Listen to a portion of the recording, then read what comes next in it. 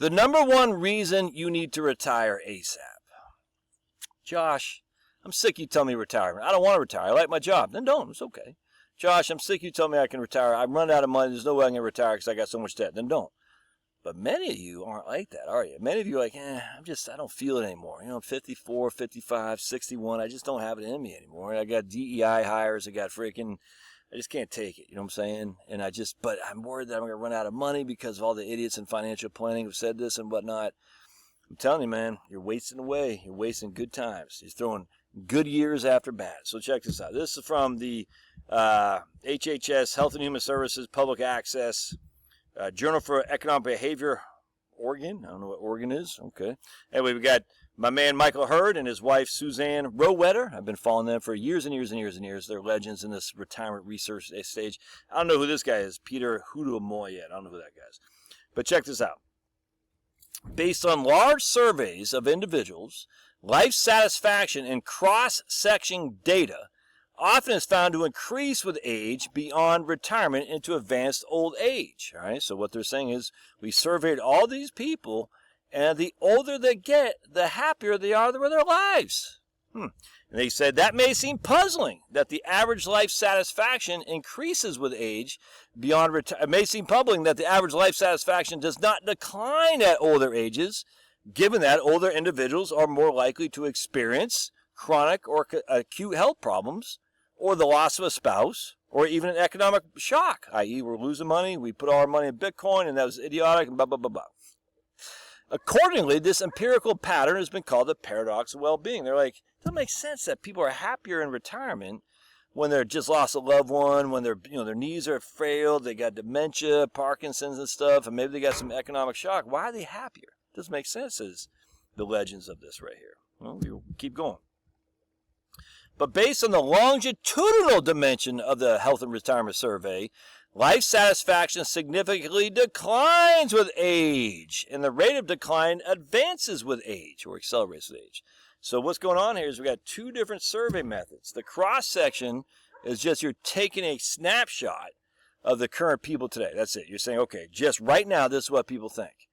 The longitudinal one is you're following this group of people over years. All right, the same group of people you're following over years and years and years. So two completely different methods of surveying. Cross-section, I just get 100 people, I survey them. The longitudinal, I'm taking that same group of 100 people and I'm watching them as they go from 55 to 65 and even dead. We reconcile these measurements by showing that the differential mortality. Let's see. Right here. Individuals. Here's what it is. Individuals with higher life satisfaction and in better health tend to live longer, and among survivors, they remain in the survey, masking the decline in life satisfaction experienced by individuals as they age. We conclude the optimistic view about increasing life satisfaction at older age is based on cross-sectional data that is not warranted. So they're saying, hey, we have two different surveys. One is a cross-sectional, it's just a survey, but you have to be alive to be in that survey. You have to be alive. The other survey measurement is longitudinal. In that survey, it does not show that life satisfaction increases with age. It shows the exact opposite, that life satisfaction decreases with age, and the older you get, it decreases even faster at a higher accelerated rate. Because you just lost your wife. You just got a freaking brain tumor. You just had an economic crash, whatever. You see what I'm saying? So that's as you get older and you're still alive, the likelihood that you're going to have higher life satisfaction goes down. Does that make sense? Even though we've all been told otherwise, oh man, we interviewed all these people 85 and they're happy. Well, they are happy for sure because they're still alive. Absolutely. But the issue is if we actually interview them as we take a longitudinal approach, we see the exact opposite. The older they get, the more tepid they become. You know what I'm saying? Was that the right word? I don't know. The harder they have to maneuver. They can't transfer. They can't go to the football games anymore. Their wife has died. They're not as happy. They're just not. Because we've watched them be happy at 65. We've watched them be happy at 75. Then they hit 85. They're like, I'm just not as happy. I just lost my wife. You see what I'm saying?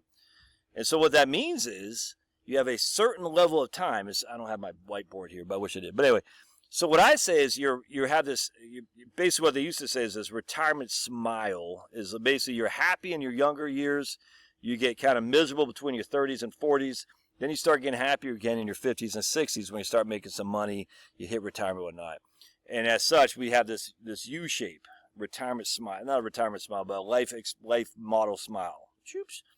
But it's actually different than that. It goes like this. It's actually a reverse S. So you got an S like this, but you reverse the S. It goes, I got to do it from this way. I got to do it from over here.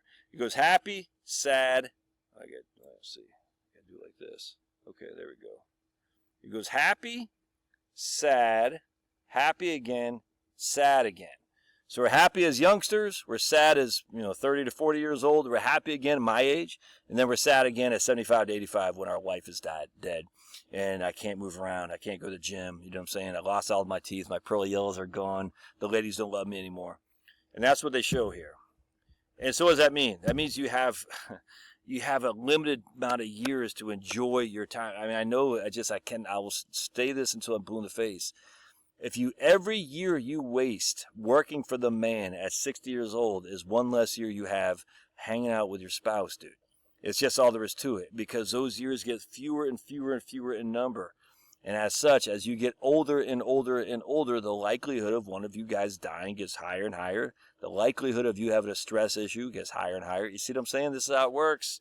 You don't want to waste your quality years that you have, because you're most happy between basically 60 and 75. You got that 15 to 20 year time frame, 55 to 75, 60 to 80. You got to be 15 to 20 year time frame that you want to get out there and make it happen. Because if you work until you're 70 years old or 67, as all these idiots tell us to do, then you only have about an 8 to 10 year time frame, maybe 12, maybe 15 at most, of enjoyable time to hang out with your spouse. You just can't waste these times away, dude. You just can't. And I just think a lot of people do. They say, I'm going to keep working because I'm going to run out of money. And now they're 67, and now you'll have 8 more good years, if you even made it that long. I think life satisfaction varies as expected with measures of socioeconomic status. The healthier you are and the wealthier you are, the more happy you're going to be, too.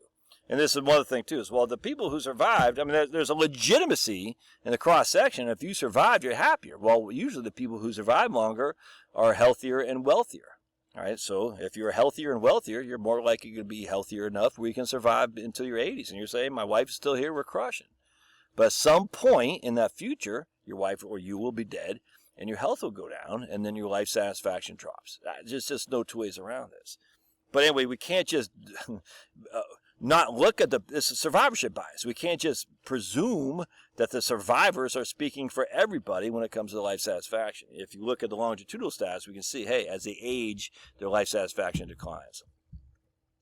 Based on data from large surveys of individuals, we are talking about that right here. Their U-shaped pattern with age, average life satisfaction is high at younger ages, reaches a minimum about 40, sometimes called the midlife crisis, after which it increases. The U-shaped pattern has been confirmed in many data sets.